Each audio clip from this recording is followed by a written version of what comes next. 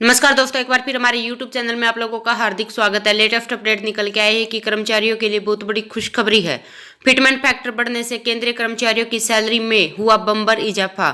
तो दोस्तों, जो केंद्रीय कर्मचारियों का फैक्टर बढ़ा है उसकी पूरी कैलकुलेशन जानने के लिए हमारे चैनल को लाइक कर दीजिए, सब्सक्राइब कर दीजिए, साथ ही साथ बेल आइकन को भी बजा दीजिए ताकि गवर्नमेंट या पेंशन से संबंधित जितनी भी न्यूज आती है उनकी नोटिफिकेशन आप लोगों के पास तुरंत पहुंच के। तो करते हैं वीडियो को स्टार्ट बिना किसी देरी के। दोस्तों, केंद्रीय कर्मचारियों को एक बार फिर खुशखबरी मिल सकती है। नए साल में केंद्रीय कर्मचारियों की सैलरी में बम्पर इजाफा देखने को मिलेगा। साल की शुरुआत में केंद्र और राज्य कर्मचारियों का फिटमेंट फैक्टर बढ़ाया जा सकता है। कर्मचारियों को एक बार फिर सैलरी बढ़ने की खुशखबरी मिल सकती है। पहले महंगाई भत्ता, फिर एचआरए और फिर टीए प्रमोशन मिलने के बाद अब नए साल पर उन्हें फिर से एक तोहफा मिल सकता है। दरअसल फिटमेंट फैक्टर बढ़ने की चर्चा चल रही है। इससे पहले 2016 में फिटमेंट फैक्टर बढ़ाया गया था, तो उसी साल 7वां वेतन आयोग भी लागू किया गया था। उस समय कर्मचारियों की न्यूनतम सैलरी 6,000 रुपये से सीधे 18,000 रुपये कर दी गई थी। अब सरकार साल 2022 में केंद्रीय कर्मचारियों की सैलरी में फिर बढ़ोतरी कर सकती है। सूत्रों की माने तो साल की शुरुआत में केंद्र और राज्य कर्मचारियों का फिटमेंट फैक्टर बढ़ सकता है।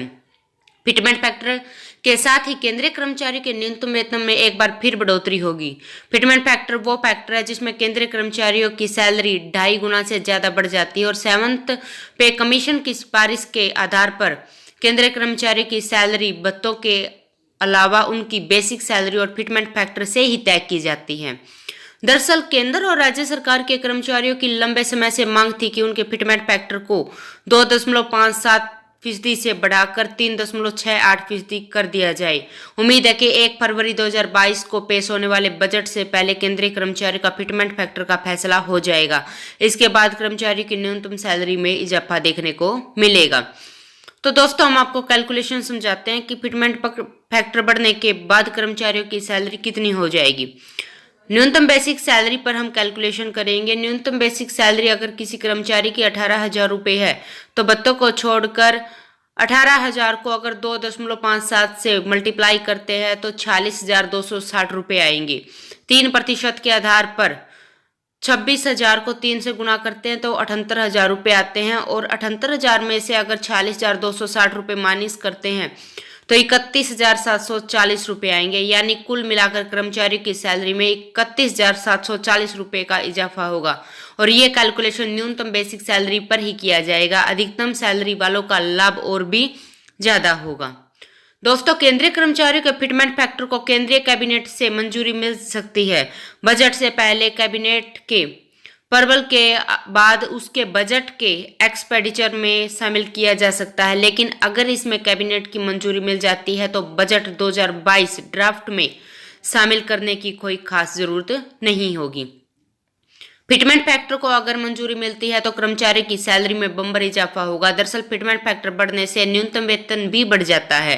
फिलहाल कर्मचारियों को 2.57% फिटमेंट फैक्टर के आधार पर सैलरी मिल रही है। अब उसे बढ़ाकर 3.68% किए जाने पर चर्चा है। सरकार 7th पे कमीशन की सिफारिश को लागू करना चाहती है, लेकिन न्यूनतम सैलरी को बढ़ाने के पक्ष में नहीं है। सरकार फिटमेंट फैक्टर को 3 गुना बढ़ा सकती है। फिटमेंट फैक्टर के बढ़ने से कर्मचारी की बेसिक पे 18,000 रुपये से बढ़कर 21,000 रुपये हो जाएगी। कैबिनेट सचिव से कर्मचारी यूनियन की मुलाकात में उन्हें आश्वासन भी दिया था कि सूत्रों की माने तो सरकार अब फिटमेंट फैक्टर की तरफ ज्यादा ध्यान दे रही है। तो दोस्तों, आज के लिए इतना ही। मिलते हैं नेक्स्ट वीडियो में, तब तक के लिए जय हिंद, जय भारत।